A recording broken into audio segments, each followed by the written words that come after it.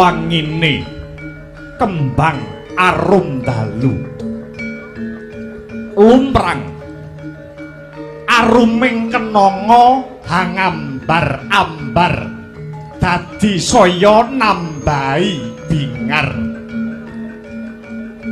ngancik tengah wengi raras rem-reming rasa rasane wong ketaman wuyung tan weruh wayah anane mung kagodha wewayangan kewesing wanita tetungguling pawestri ingkang nyata pindha widodari kasuwargan lah menika warnane satriya bagus putrane Raden Janaka ingkang kekasih Bambang Wilugangga. Bambang Wilugangga nendheng kesandung wuyung kagilut bronto lelangening lelamunan lelewaning wanita Sulistya ingkang hawewangi Dewi Hanantawati tinata pineper laguning karep parandene tan kuwawa duwa tekate denira arsa hamethik kembang wangi.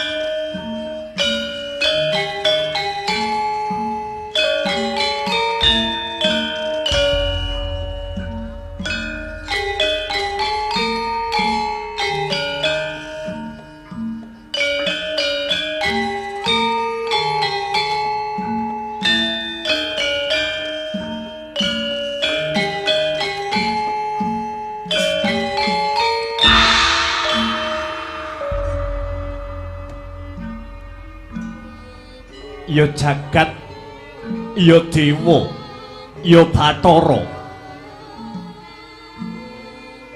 Kakang Mbok Hanantawati. Yen to ditimbang katresnane Wilugangga marang Kakang Mbok Hanantawati kaya dene bobote Gunung Mahameru. Ora ana wong wadon liya, ora ana wanita liya ingkang lumebu jroning kalbu kejaba mung jeneng sira wong ayu Kakang Mbok Hanantawati. Yayi Wilugangga, piye wong manis tanpa beda kelawan jeneng sira Yayi? Atiku wis mbok gawa lunga Wilugangga. Senadyan aku karo sampeyan iki isih sedulur, tur umure ya tuwa aku. Krana sira Yayi putrane Raden Janaka, dene aku putrane Kanjeng Rama Werkudara lan Kanjeng Ibu Urangayu. Nanging prasajan wae Dimas, aku wis ora bisa pisah kelawan jeneng sira Yayi Wilugangga. Merga ya mung si Wilugangga sing dadi jejantunge atine Hanantawati. Aku kepengin urip bebrayan kelawan Yayi Wilugangga wiwit dina iki nganti sak lawas-lawase Dimas. Kakang Mbok iya rungokno sing dadi prasapane Wilugangga. Aku wani sumpah, aku wani prasetya, yen perlu jagat iki melu nyekseni tinimbang wurung dedaupan kelawan Kakang Mbok Hanantawati, luwih becik tak entengke patine Wilugangga.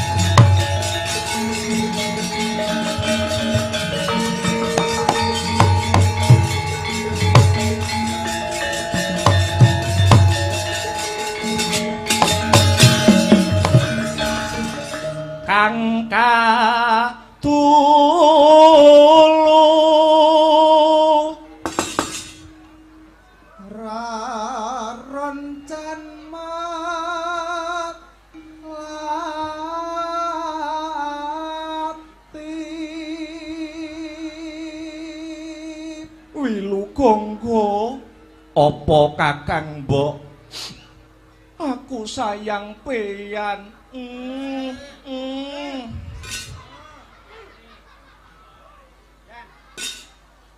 Maleloka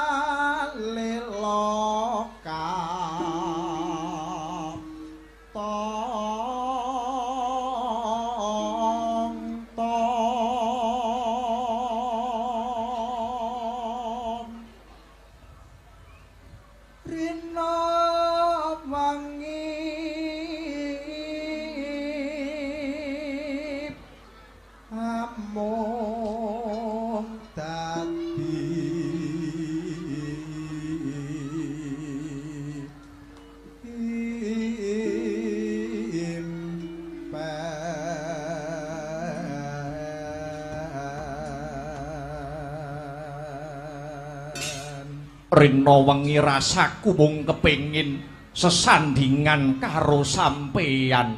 Iya. Kaya-kaya jagat iki wis teke wong loro. Tenan aja ngapusi lho ya. Aku wis kadung sayang tenan. Papuntone pantas diku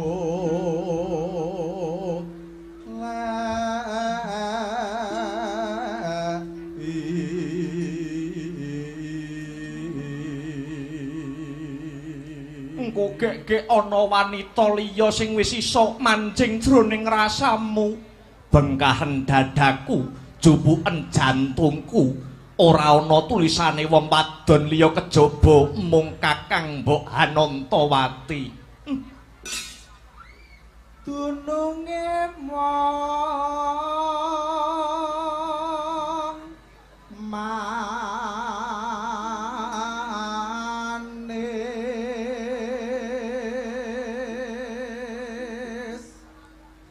ingkang maweh buyo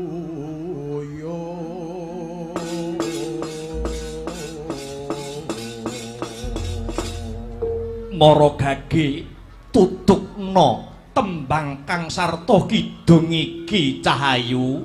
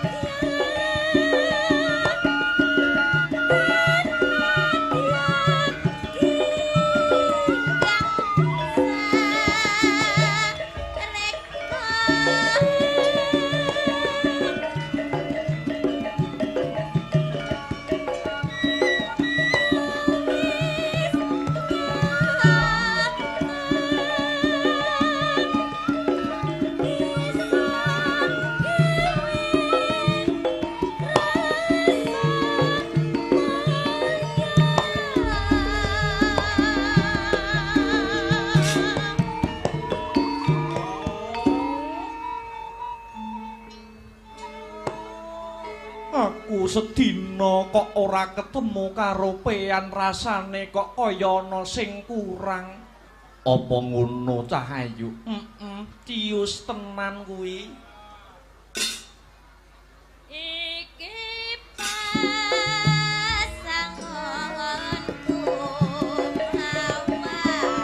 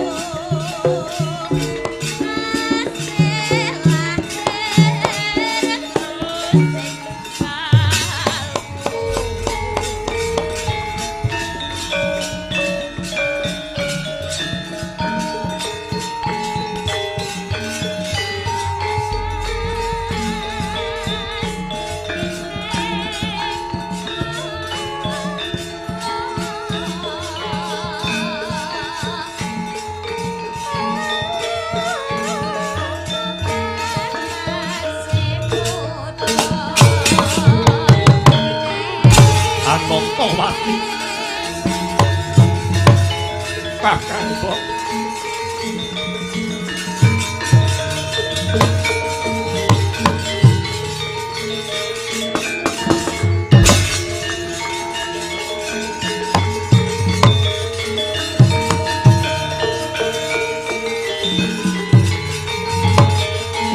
Kanjeng Rama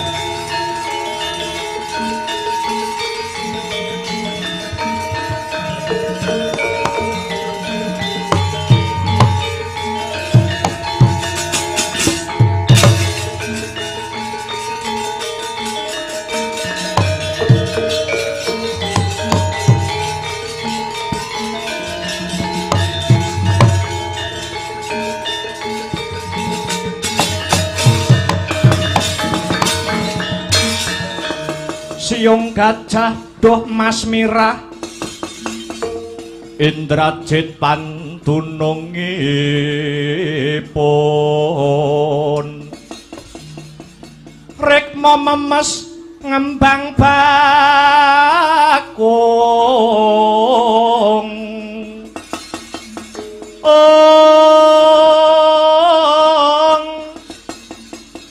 nyengkir gading renggonco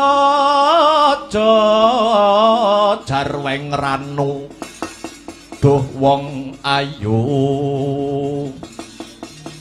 singa tirta mangsa janma baya sapa kang anyucup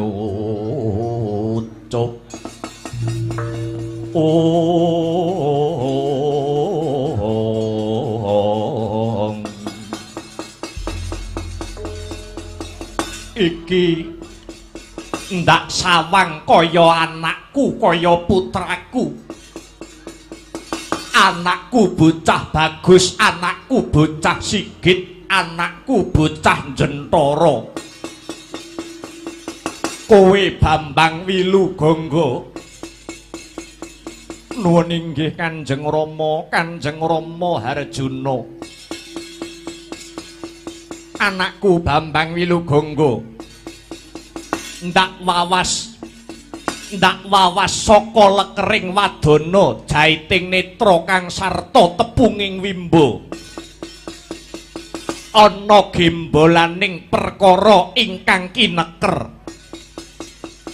anakku bocah bagus Wilugangga apa sing kok penggalih nang mara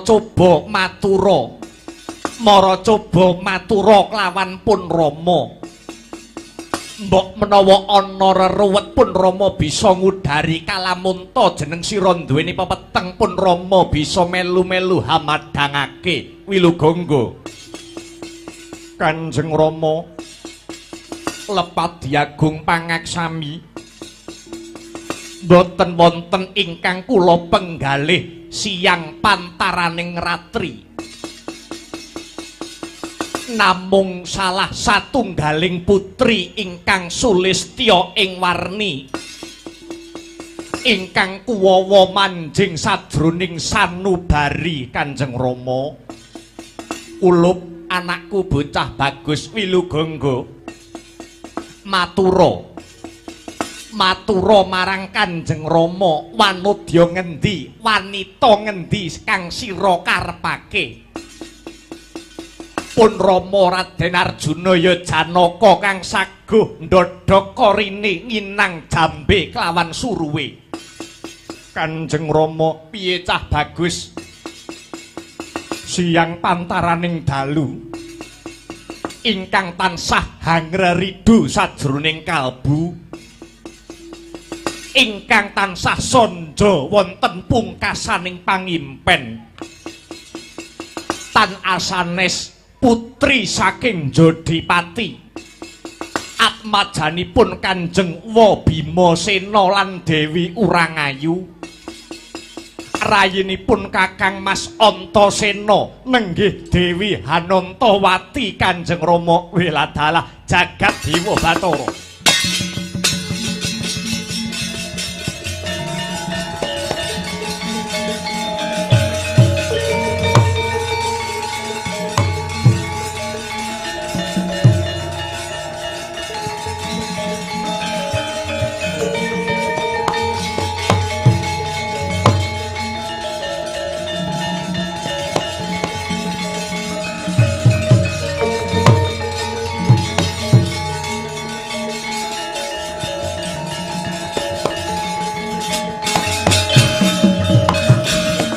Duh kula putraning sun sira iku wis wanci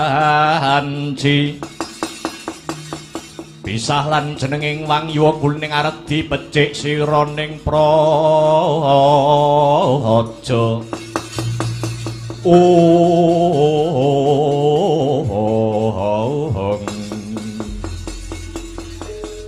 ya jagat dewa Bathara ya jagat pangestungkara atmajane Kakang Werkudara adine si Antasena ya kuwi si Anantawati sing kok karepke ngger cah bagus lakar kaluhuran kados mekaten Kanjeng Rama ya pun Rama banget nayukyani awit biyen si Anantawati kakange si Anantawati si Antasena garwane uga anakku ya kuwi si Manowati supaya nambahi rasa raket supeketing paseduluran ing antaraning Jodhipati kang sarta Madukara sakwuse si Antasena anake Kakang Werkudara dhaup kelawan anakku si Manowati dina iki uga pun Rama kang bakal genti nglamarake jeneng sira Kulup Wilugangga marang kasatriyan Jodhipati hanglamar putri Jodhipati si Anantawati supaya bisa sesandingan marang anakku bocah Sigit Wilugangga. Waduh, ngaturaken panuwun Kanjeng Rama Dewaji. Ewa semanten agengipun katresnan Kanjeng Rama dumateng Kang Putra. Lair terusing batin anggonku tresnani marang kowe Kulup. Apa wis madhep kang sarta mantep rasamu marang si Anantawati Kanjeng Rama?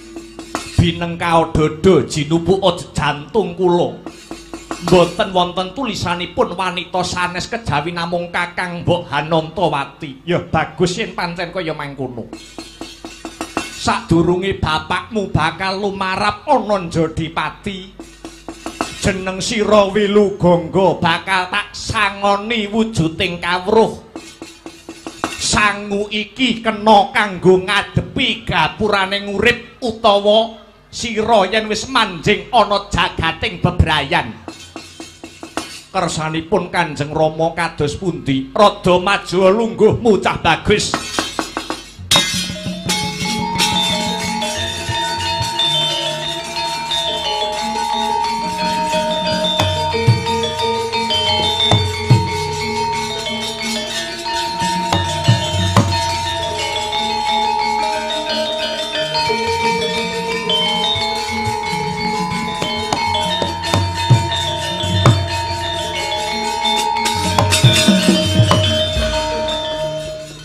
Kulup Wilugangga kados pundi Kanjeng Rama?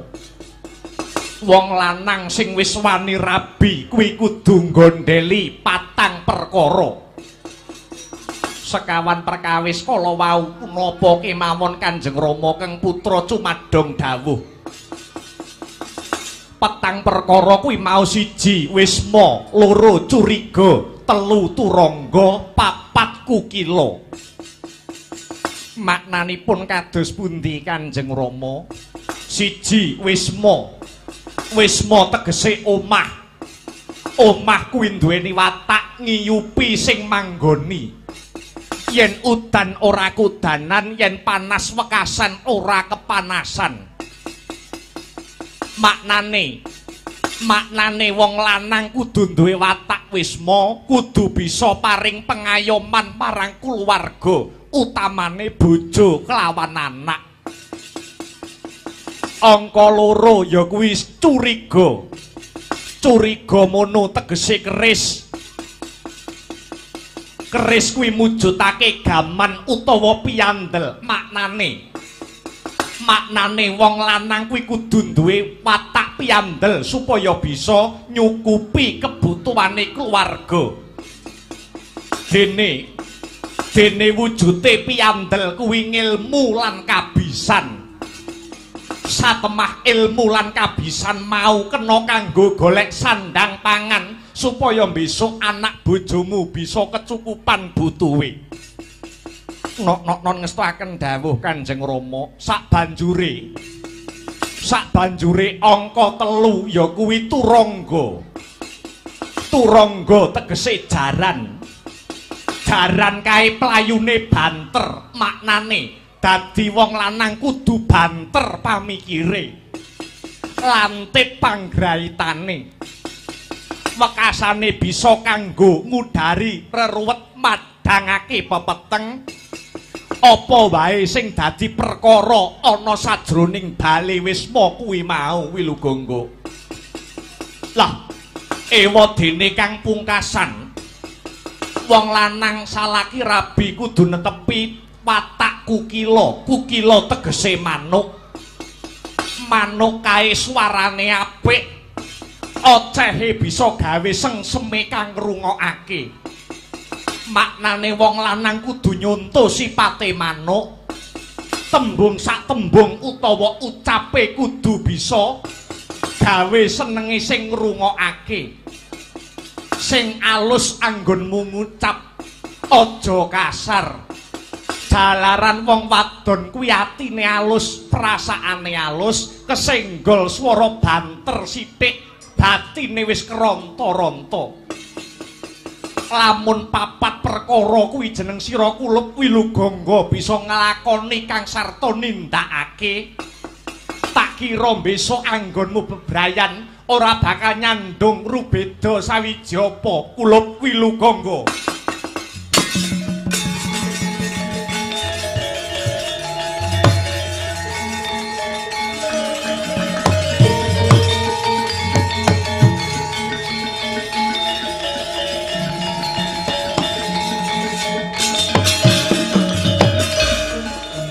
Sedaya pangandikanipun Kanjeng Rama kula pundi dadosa pengaji-aji surung ndonga kang sarta prihatin pun Rama bakal lumarap ana Njodipati nganggo TKT satriya tanah Jawa. Muga-muga gegayuhane Wilugangga anggone kepengin palakrama karo Sekaring Njodipati Dewi Anantawati bisa kasembadan ya nang.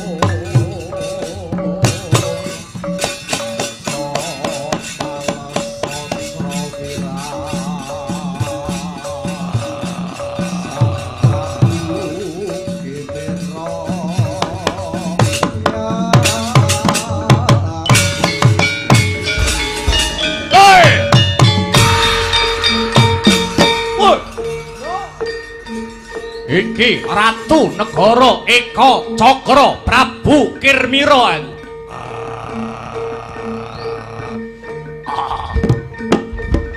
Hei! Hei!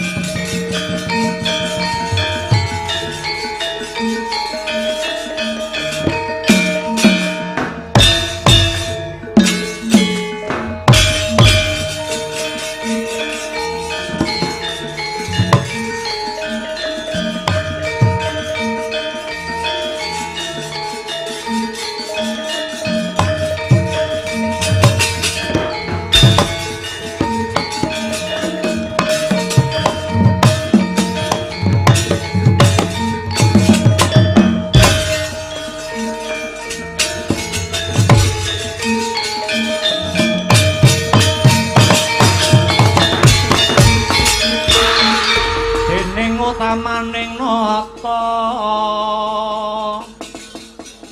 berbutiba walaksana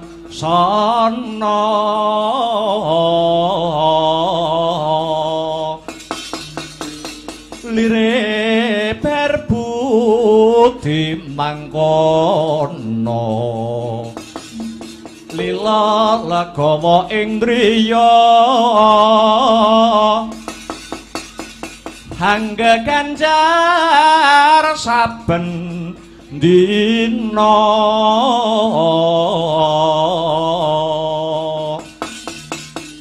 agung tenya paring dana lire kang bawa laksana hana tapi pangandika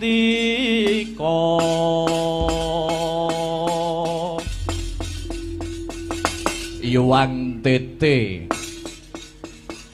Palaludra Mas Patik Raja Dewaku Kece wali kece Sadat setan wali kobra abdiku sakloron kang ndak tresnani Togok Tejo Mantri kula wonten dawuh sinuwun Prabu Kirmira amiji kang abdipun Togok Tejo Mantri Bilung kula wonten dawuh bose marmane Togok lan Bilung tak timbali marak sowan adoh ndak awe cerak-cerak saya ndak raketake krana ana babakan kang bakal tak takonake marang kowe Togok Tejo Mantri lan Bilung Sarawita babakan menapa lho sinuwun kok sajak wigati sumangga kula aturi paring dawuh kang abdipun Togok sumedya ngangklungaken jangga nilingaken karna nengga rumentah sabdanipun sinuwun Prabu Kirmira ing negari Eka Cakra mangkene Gok aku Prabu Kirmira bisa anyakrawati hambau denda dadi ratu sinuyudan saking para sentana lan wadyabala keceh Raja Brana dadi ratu kondang kaonang-onang kajuwara saindenging jagat raya merga aku nglereh keprabon utawa nyulihi keprabone bapakku ya kuwi Prabu Baka sing wis jinempana ing angin cinandhi ing ngawiyat rak ya ngono to Gok nggih leres sinuwun paduka Prabu Kirmira menika putranipun utawi anake suwargi Prabu Baka gandeng keng Rama Prabu Baka menika sampun seda sampun murut wonten kasedan jati panjenengan dados putranipun ingkang menang nerusaken sejarah nerusaken keprabon mapan ing negari Eka Cakra mriki lah iki sing arep tak takonake Gok aku ngrumangsani ing negara Eka Cakra kene iki ya mung kowe wong sing disepuhake utawa sing tuwa dhewe ngerti babakan sejarah kang kagelar ana ing Eka Cakra iki lha lajeng ingkang dipun tangkletaken babakan punapa sinuwun ngene Gok Sudarmaku wong tuaku utawa bapakku Prabu Baka biyen sedane kuwi apa pancen pinundhut ting Gusti krana wis purna sugenge apa merga seda ana paperangan nalikane nembe ngadepi mungsuh Maragage Wangsulana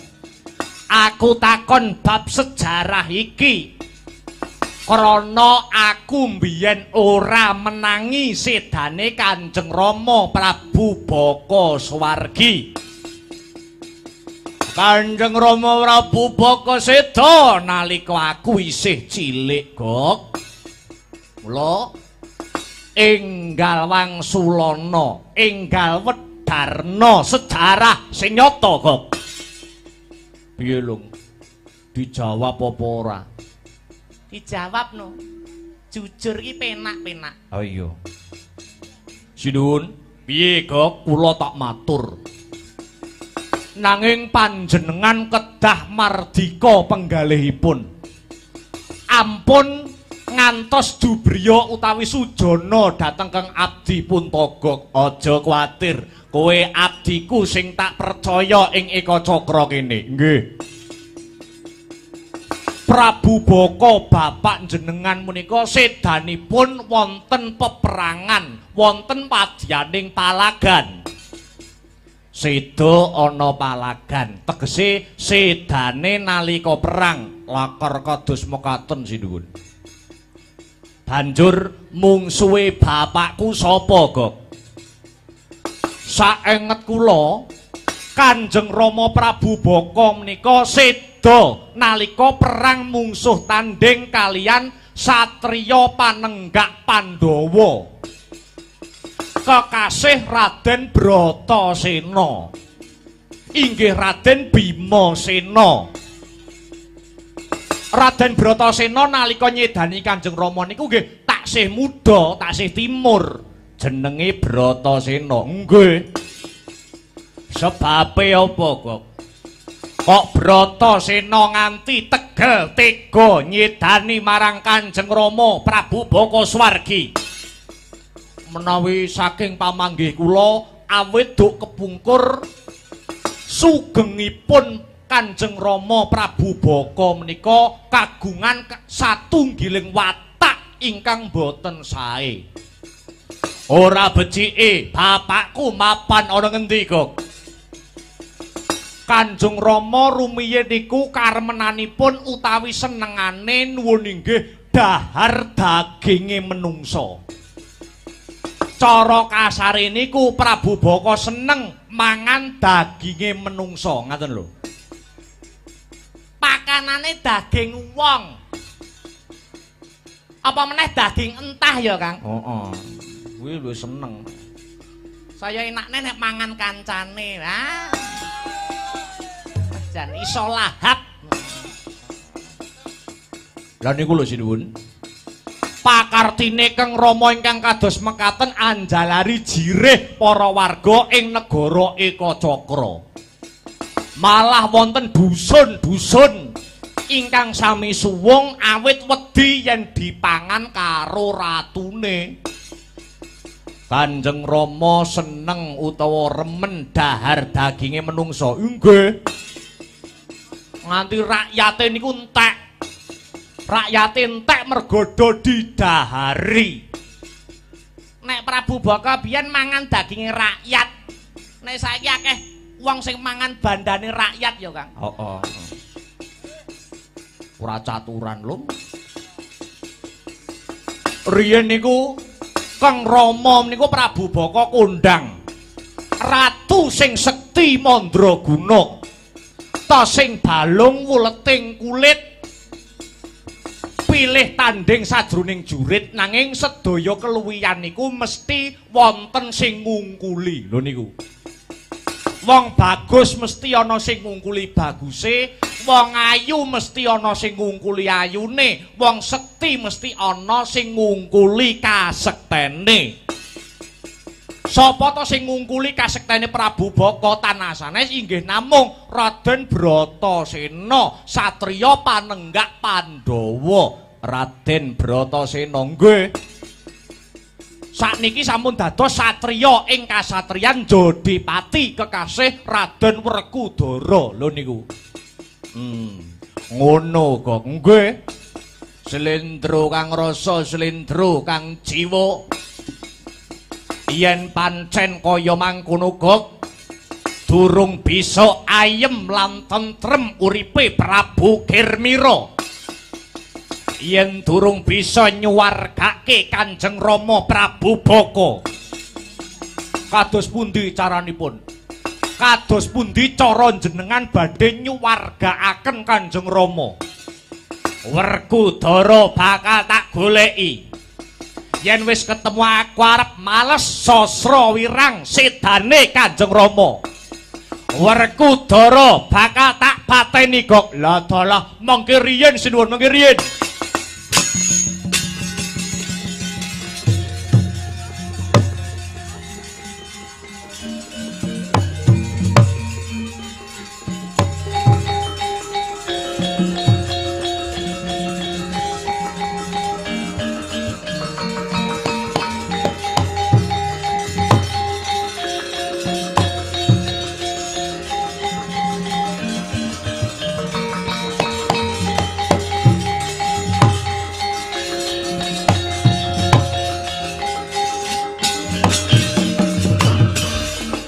Kagyatri sanggapi rangu rinangkul kinempit kempit dosang retnaning bawana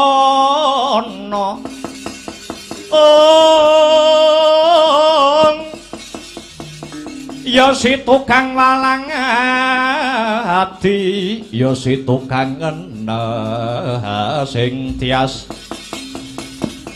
ya si tukang kudu garing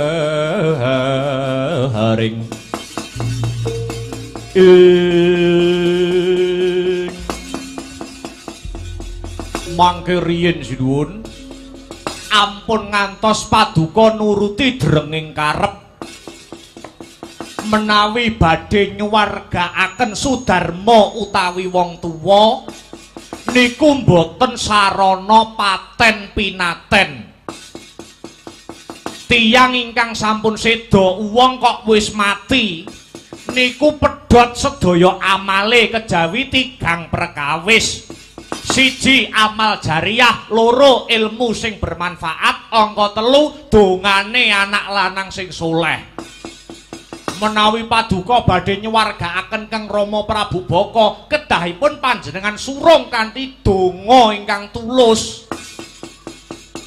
Disuwunake ngapura pangapunten sedaya kesalahan kang sarta keluputanipun.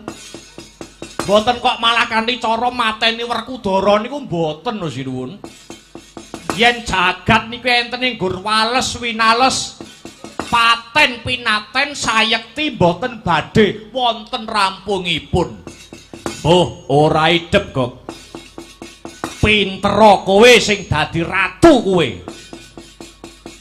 Kowe yen manut aku ya mangkat, yen ora manut gek minggato. Minggato tekan Eka Cakra kene. Piye, Lung?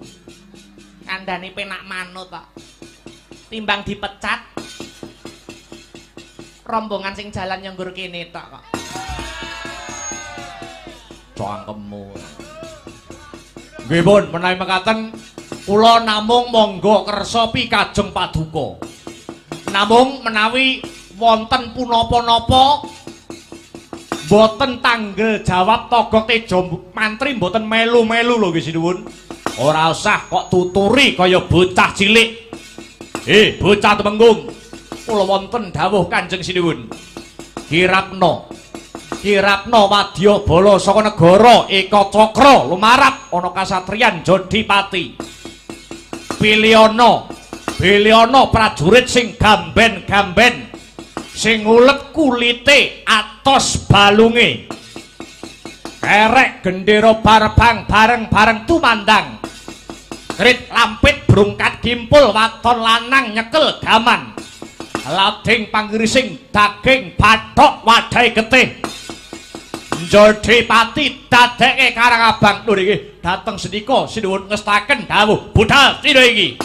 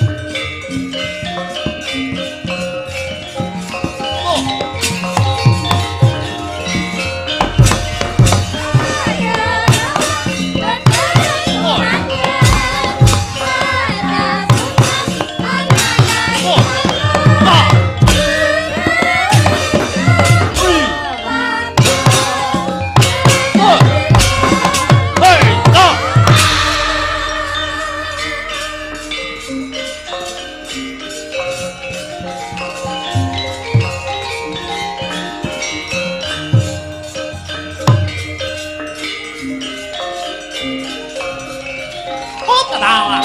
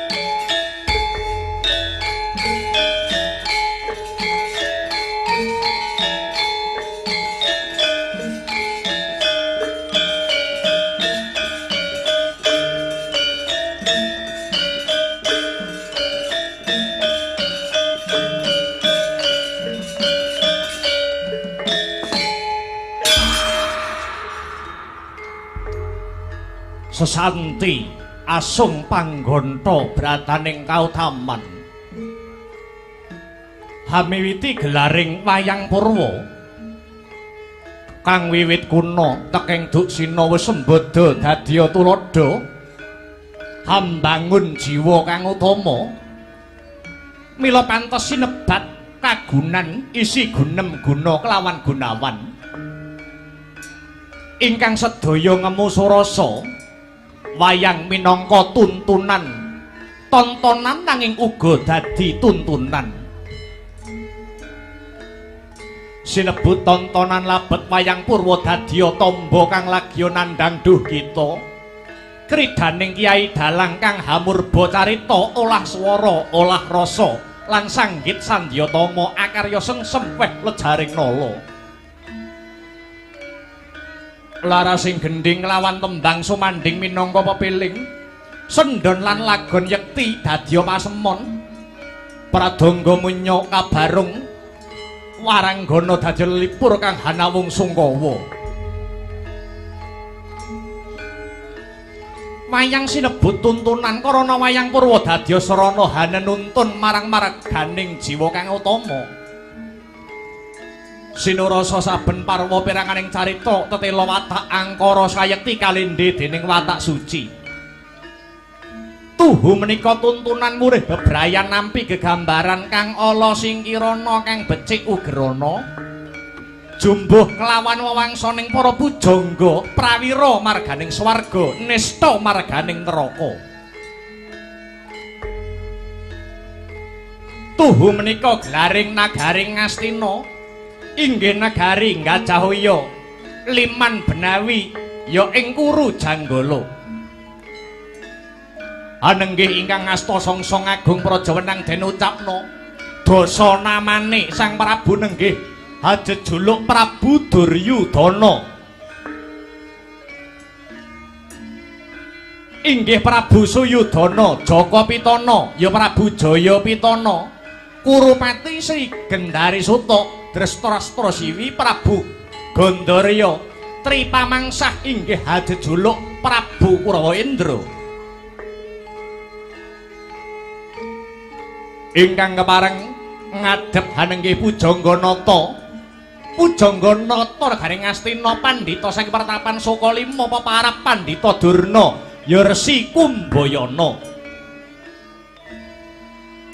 ya Sang Bharatwajaputra ya Sang Parama Guru sinambet Warangkanata kang kapernah paman wingking saking Plasa Jenar kekasih Raden Patih Harya Sengkuni ya sinebut Harya Suman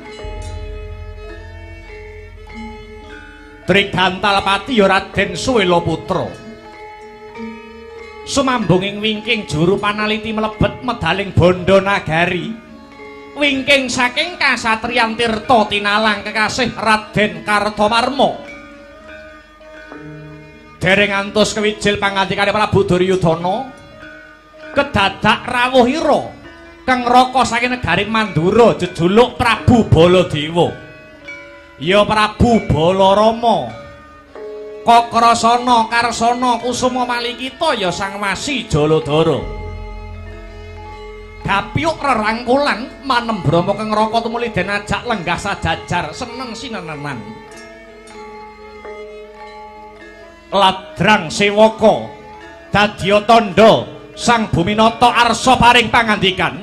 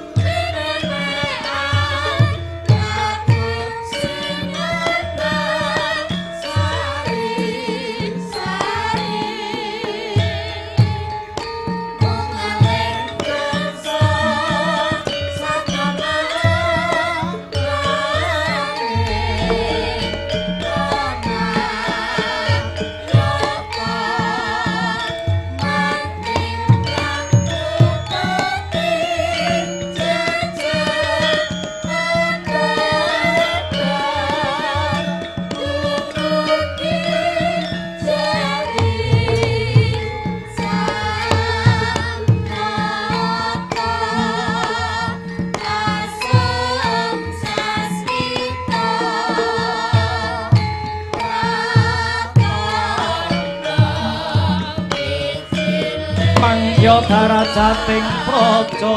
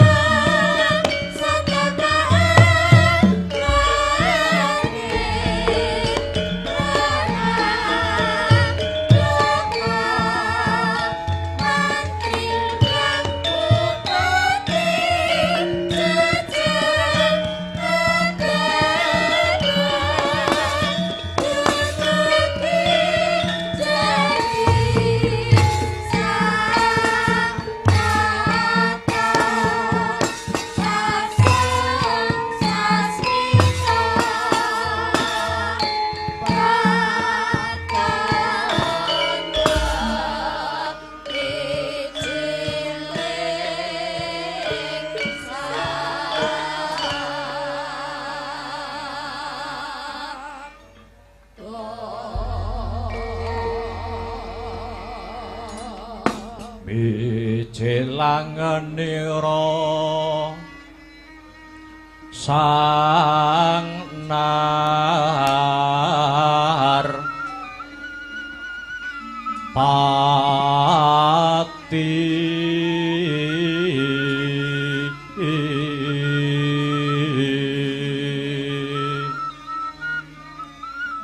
lampah hira alon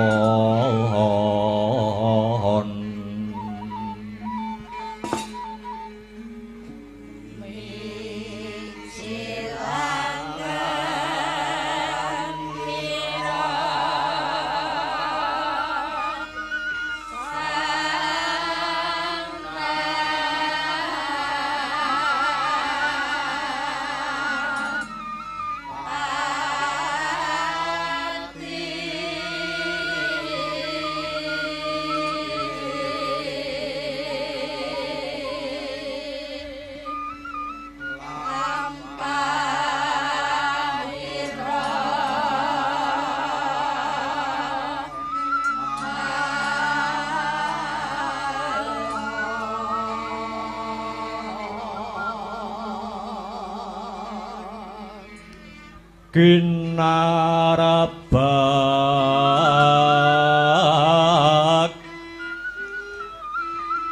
padaya yuwarna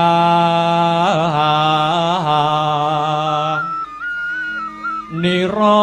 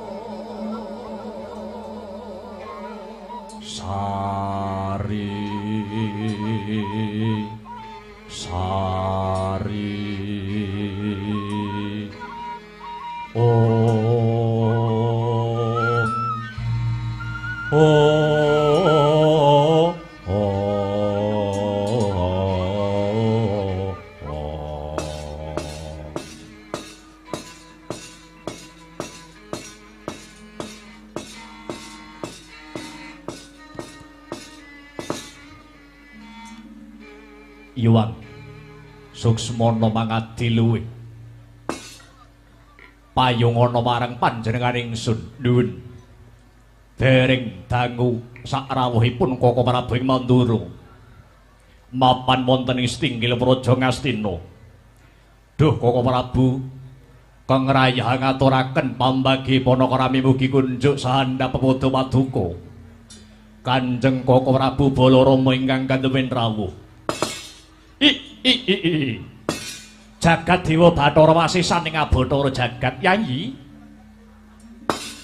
Duryudana.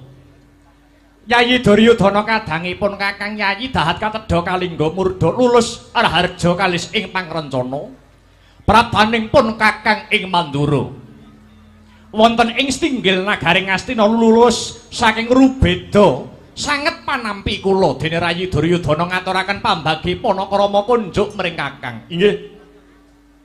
Inggih sampun kula tampi mboten langkung puja pangestawanipun pun Kakang kang ngraka ing Mandura temanduka dhateng Kang Yayi ing Ngastina Prabu Duryudana. Lho nggih. Puja pangestu ingkang kawentar sampun kula tampi. Kula kalungaken jangga kapetekaken wonten ing Jajara Meketing Wardaya miwah ana rah daging kayowanan. Mboten langkung sumangga kula dherekaken lenggah kanthi prayogi Koko Prabu Baladewa. Inggih Yayi. Kula kinten sampun boten kirang sekeca anggenipun Kang Raka ing Mandura lelenggahan dhateng pendhapi Stinggil Negari Ngastina mriki. Astu Kusmala Sila Pardapa haula haulan nuwun sewu nggih. Dereng dangu anggenipun rawuhipun anak Prabu ing Mandura wonten ing Stinggil Ngastina pun bapa ing Soka Lima utawi Soka Panca. Ngaturaken salam taklim nggih. Anak Prabu Mandura. Bapa Durna inggih. Bapa panemban saklam taklim ingkang kawentar sampun kula tampi dawuh sami-sami. Rama panemban. Nggih.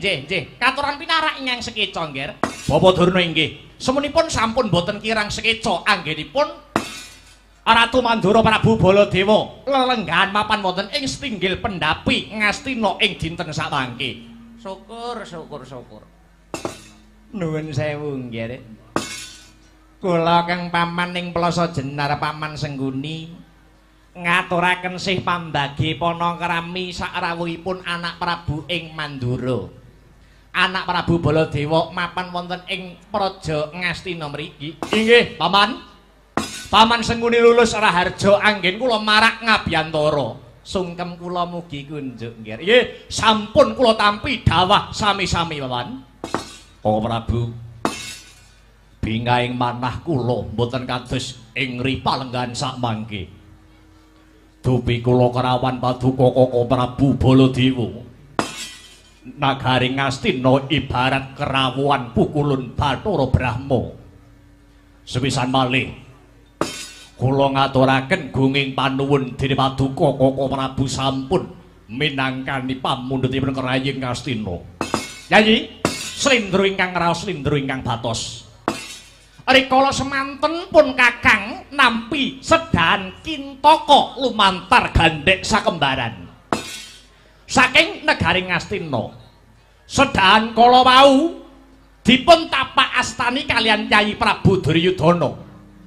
Surasaning tulis Kang Raka kinen daya-daya lumarap wonten ing Negari Ngastina mriki. Gandeng kula sampun kasembadan mapan wonten ing Stinggil Ngastina. Sumangga kula atur hambabar dhateng Kang Raka. Punapa to wigatining karsa? Kang Raka namung badhe ngangklungaken jangga nilingaken karna nenggara mentah sabda sabdanipun Yayi Prabu Duryudana. Anjrah Kang Puspita Harum.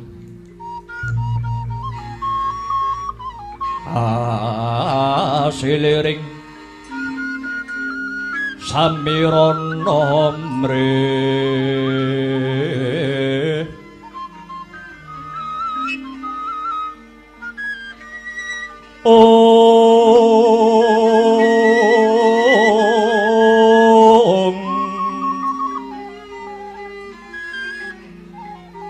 Sekar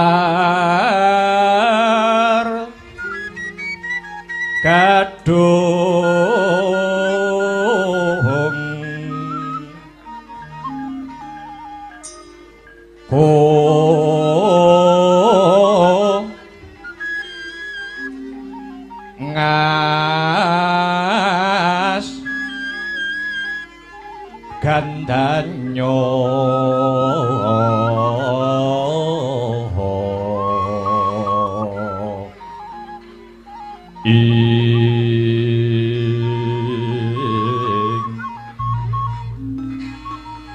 maweh raras renaning driya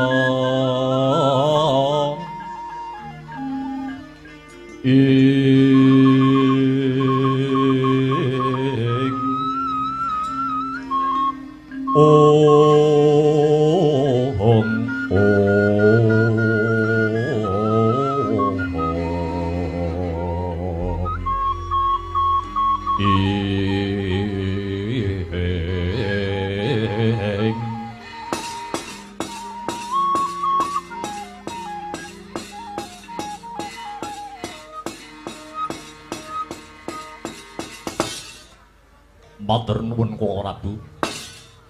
Para sajan kiwala. Purwamadya wusana samendang datan karempit. Nyuwun pangapunten menawi wonten kelintak-kelintuning atur kang rayi dhumateng Koko Prabu Baladewa ing Pandura. Lho nggih. Mboten dados sabab. Sumawi kula aturi paring dawuh, Yayi. Mumpung punika para nayaka praja mewah para pinisepuh ing nagari Ngastina. Sami nglempak mapan wonten ing mriki. Koko Prabu inggih. Pramila kula suwun rawuh wonten ing Ngastina mriki prasajan kemawon. Ingkang kula rembak sanes babagan tata kaprajan Ngastina. Nanging ingkang badhe kula rembak muhung babagan kulawarga. Lho.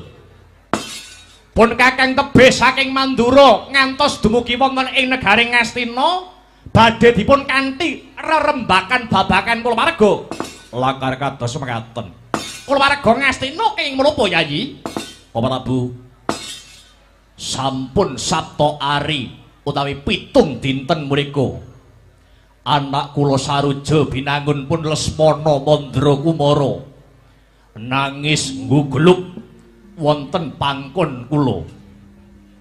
Sababipun anak kula Lesmana Mandra Kumara ing ripalenggan sakmangke nembe gandrung-gandrung kapirangu kepi-kepi dhateng putri ingkang dados gegantilaning ati. Gandrunge Lesmana Mandra Kumara ngantos dina niki Lesmana anane mung muyung nganti dene kaya wong bingung. Ora Bu Kang Rayi ngantos jibeg-bebeg menawi menggalih anak kula Lesmana Mandra Kumara kala mau. Mongko anak kula Lesmana menika ingkang benjangipun kula gadang-gadang nglenggahi dampar keprabon negari Ngastina mriki. Ya jagat Dewa Bathara Wasih sareng Bathara jagat. Nggih, Yayi. Lamun to Lesmana sakmangke nembe nandhang gandrung, nembe nandhang wuyung. Mongko nyatanipun paduka Yayi Duryudana menika ratu sing sugih bondo, ratu sing sugih bandu. Sugih bondo niku tegese seprapat jagat menika kesugihanipun Yayi Duryudana. Sugih bandu tegese dipun darbeni sugih ing wadyabala. Yayi, menawi namung badhe ngrabekke ponakan kula pun Lesmana Mandra Kumara. Boten badhe kangelan utawi kawratan. Ing atase badhe ngrabekke Lesmana Mandra Kumara kemawon kok ndadak ngrawuhaken pun Kakang ing Mandura. Mongko nyatanipun Ngastina menika kebak ing sesepuh pinisepuh ingkang sembada sung tetulung andhapaken pun Lesmana kalian wanita ingkang dados gegantilaning ati kala mau Yayi. Koko Prabu nggih. Nanging dereng marem raosing manah kula. Menawi dereng antuk pambiyantu saking paduka Koko Prabu Baladewa. Kula aturi prasajan kemawon Yayi. Wanita saking pundi? ingkang dados gegantilaning ati kang putra pun Lesmana Mandra Kumara. Jenenge sapa? Anake sinten menawi sampun trawaca? Kang Raka ing Mandura Prabu Baladewa ingkang saguh ndodhong korine kula ingkang sagah nginang jambe suruhe. Kula ingkang badhe nglamaraken Yayi. Makaten nggih, Pak Prabu. Ingkang giradang-gadang dening anak kula siang pantaraning dalu. Ing pengangkah saged dipun palakrama. Mboten wonten sanes namung pajaripun Yayi Jodimati Rayi Werkudara. Rayinipun si Antasena inggih sesilih pun Dewi Hanantawati Dewa Prabu.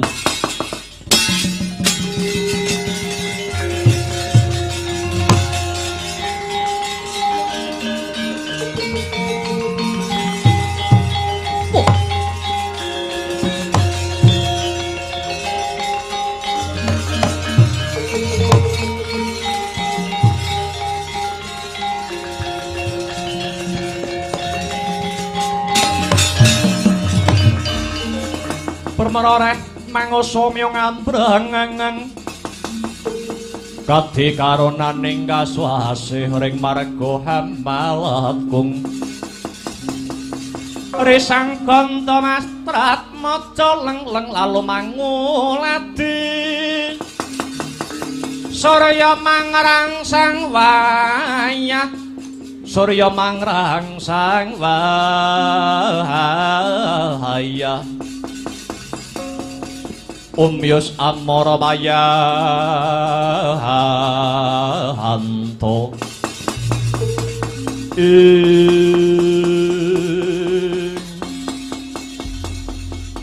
iya jagat iya dewa iya Bathara Hanantawati anak Werkudara lakar kasinggihan mangger yen Nyai Prabu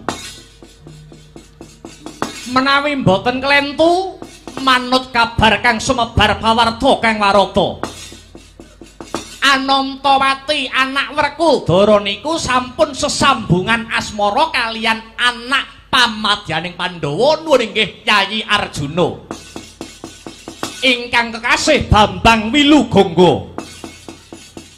Lah niki sing rada marake ribet seneng karo pacare kancane dhewe. Lah niki sing rada angel.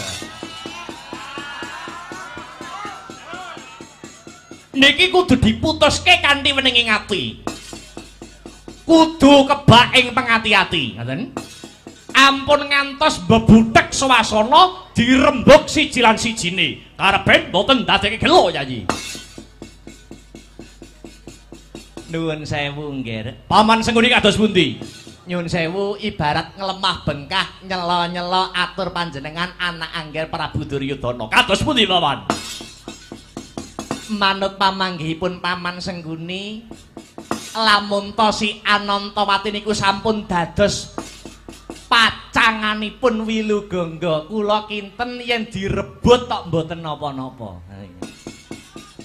jenengipun mawon lagi pacangan durung sah lho oh nggih nggih nek niki kula nembe cocok karo Patih Sengguni. Lah yo ngono ta Dik Patih lagi pacar kok. Lah iya. Dereng sah. Aja to kok sing rung sah, sing wis sah terus direbut ya pirang-pirang kok. Niku mawon jenenge tasih calon. Sebelum ada janur kuning melengkung. Nah. Niku semua laki-laki bebas memasuki gawangan menika. Lah niki. Niku jenenge calon-calon niku saged dirusui. Nah. Ngaten, yen perlu dipedhotne pisan mboten napa-napa nggih. Jek pacare kok. Dipacare kok gawe ribet iki ngapa? Nggih kula niku malah enten pun lamaran terus bubar balik kanan niku nggih wonten kok nggih.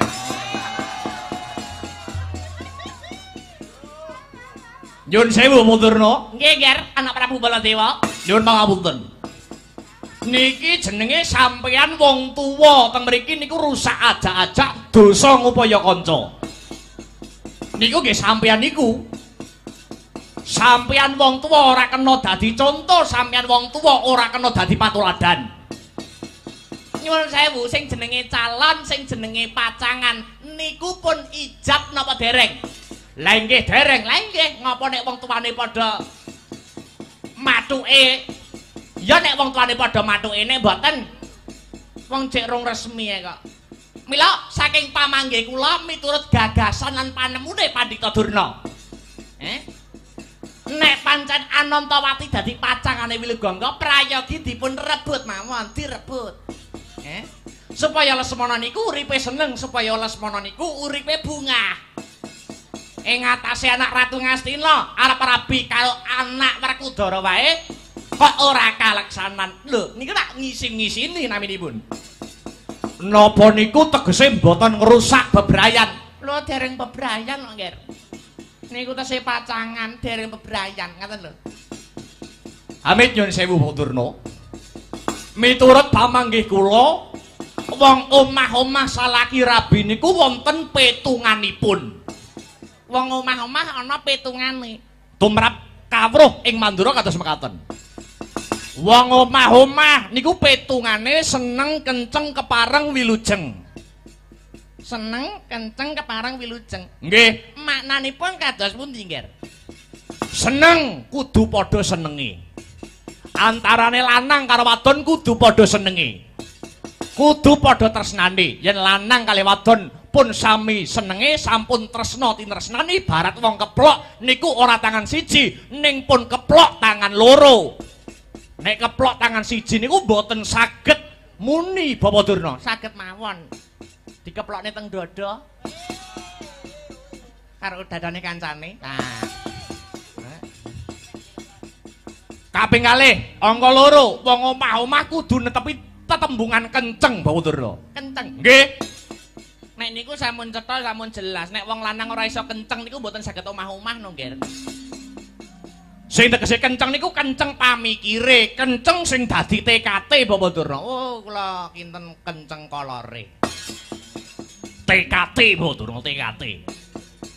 Kenceng TKT sabaya mukti, sabaya pati yen enteng padha dicangking, yen abot padha dipikul. Mula diarani garwa. Rong pribadi nyawiji dadi siji, siji sak badan. Punika tegese garwa. Nggih, garwa. Siji sigar, siji dawa. Lah niki. Sampeyan niku dituturi niku kawruh Mandura sanes saka 5. Nggih, ngapunten. Lajeng angka 3. Angka 3 napa, Nggih? Angka 3 wong omah-omah kudu netepi tembung kepareng. Kepareng niku tegese tiyang sepuh kekalihipun kedah nyarujuki padha mangestoni, padha mathuk, padha sarujuk. Awet wong jejodohan niku mboten namung njodokke temantene niku mboten ning ya njodokke wong tuane, njodokke sedulure kabeh nyawiji dadi siji. Menawi sampun diijabke nomor sekawan kudu nindake tembung wilujeng. Wilujeng niku tegese slamet, dislameti, tegese dibancaki. Ora ketang mung jajan pasar kembang telon bubur abang putih kudu dislameti mergo manut budaya, manut adat istiadat utawi tradisinipun piyambak-piyambak Bapak Durna.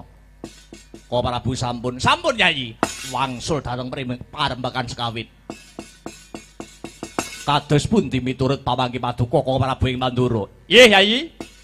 Hanimbang dawuhipun Bapak Durna ing Sakalima. Menawi taksih pacangan niku mananipun taksih saged wonten dalan anggenipun ponakan kula Lesmana Mandra Kumara hanglamar pun Hanantawati. Niku leres niku cetha. Taksih pacangan mawon, durung bojo. Lajeng kados pundi Kok Prabu pamrayogi paduka Kok Prabu? Cobi ponakan kula Lesmana Mandra Kumara dipun suwun minggah wonten Sringgil Ngastina mriki Yayi. Kang Raka badhe parembakan. Apa pancen bener-bener wis madhep Kang sarta mantep anggenipun tresnani Hanantawati anak Werkudara. Nuwun inggih ngestakaken dawuh Kartomarma kula wonten dawuh Kok Prabu. Mara coba matuwun jaba putra Lesmana Mandra Kumara kanthi munggah ana Stinggil Praja Ngastina ngestakaken dawuh kaliyan Hamid Madal Pasilan Duh Kok Prabu aja ke bocah cilik. Lelenging driya mangu mangungkung kanduhan rimang lirlena tanpa kanin ing lirlena tanpa kanin ong yen tantuluso yen tantuluso mengko sang dia utama ing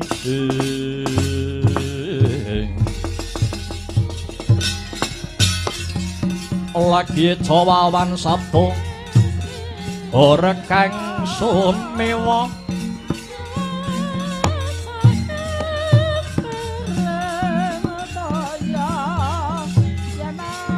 kekering pasewakan wonten tirata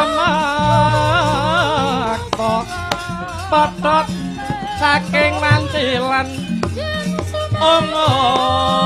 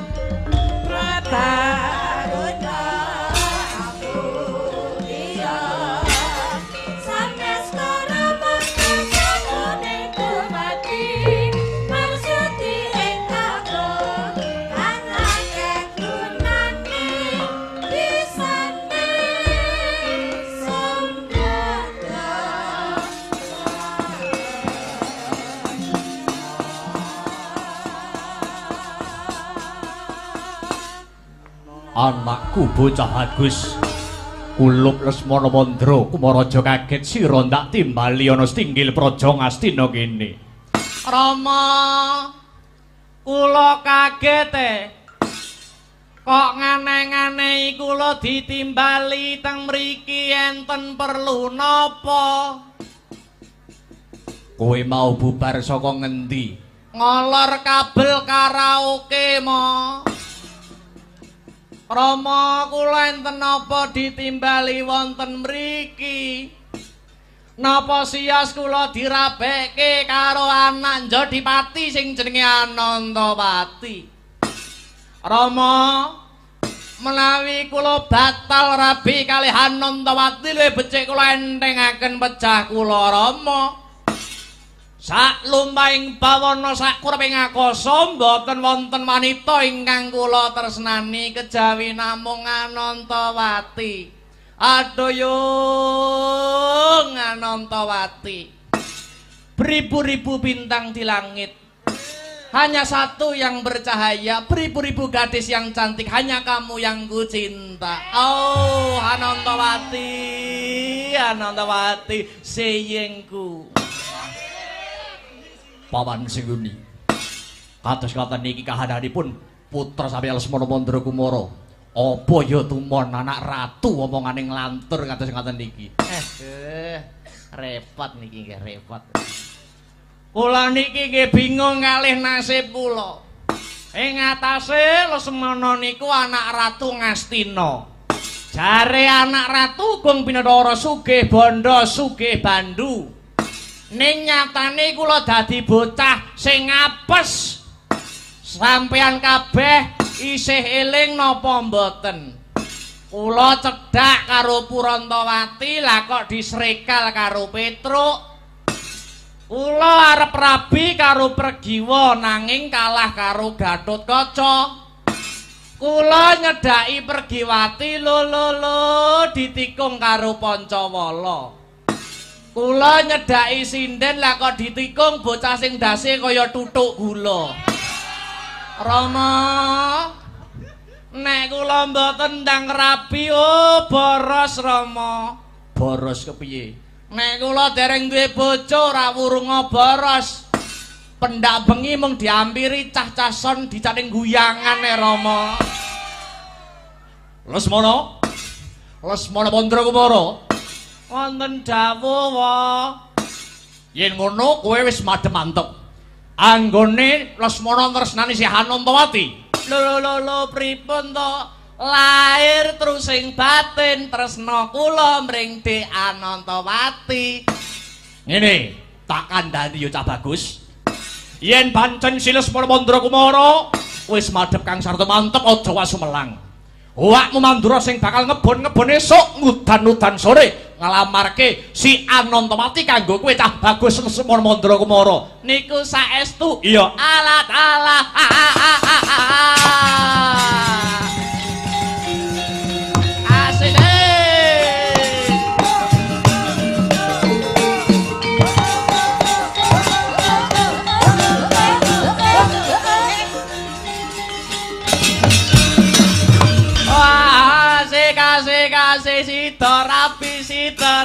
Sitarapi. Ha sik. Kowe bunga dong. Matur nuwun, terima kasih, thank you Kanjeng Rama. Mangke menawi sampun ijab Anantawati kelakon dadi bojo kula. Saking Jodipati tumuju Ngastina, Anantawati mboten sah ditumpake mobil nggih Kanjeng Rama. Lah banjur tumpakne apa? Anantawati kula gendong mawon Rama. Adoh Jodipati nyang Ngastina ki adoh mboten napa-napa wis kadung cinta kok. Mengke kula gendong Jodipati mara teng Ngastina, nek wis tekan omah njur kekeselen akhire keturun bosok ra sida ngapa-ngapa. Piye to ki bocah ki jane piye to ki? Wong digampangke kok malah golek sing rekoso. Nganjuk Blitar malah turu tekan Barong ngopo.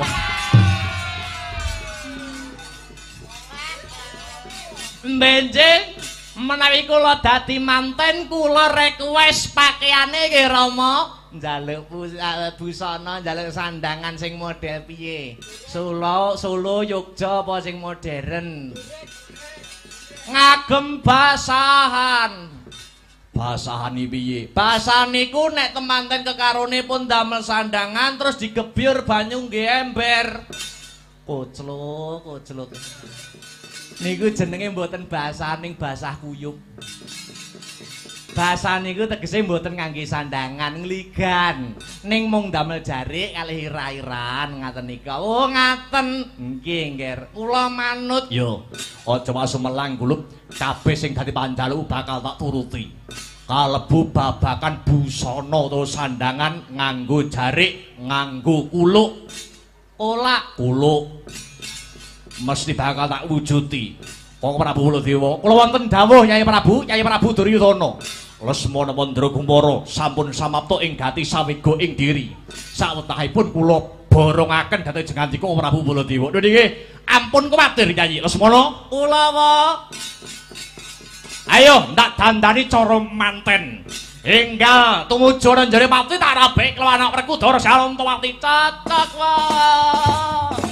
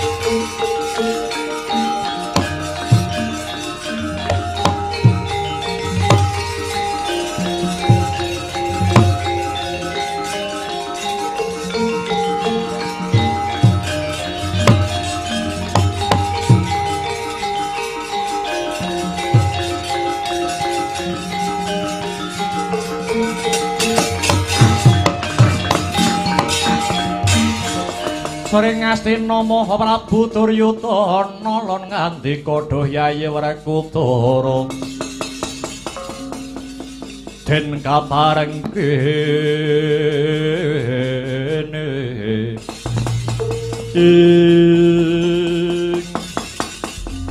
Paman Sengguni wonten dawuh nggih kula pitados bilih ingkang anglamaraken anak kula Lesmana Mandra Kumara pun Kanjeng Koko Prabu Baladewa tartamtu badhe nglakon tartamtu badhe kasebatan inggih miturut pamanggih kula inggih mekaten kok nggih anak Angger Prabu Duryudana menawi mekaten sampun purna gatining pasewakan mugi antuk pengasih saking Gusti Kang Maha Asih sampun katalumpen kaprintahna kadang Sata Kurawa kinen ngombyongi anak kula Lesmana Mandra Kumara nak nuwun inggih ngestaken dawuh Kartawarma kula wonten dawuh Kanjeng Koko Prabu bubarna kang padha nggantung sibo panjenengan ingsun harsa kundur kedaton nuwun inggih terang trawaca dawuh pangandika paduka kaliyan Kang Rayi Hamadal Pasilan aja ke bocah cilik sabet biar katalika wau paripurna wigatining pasewakan tumuli Sang Buminata jengkar saking dampar kencana arsa kundur kedaton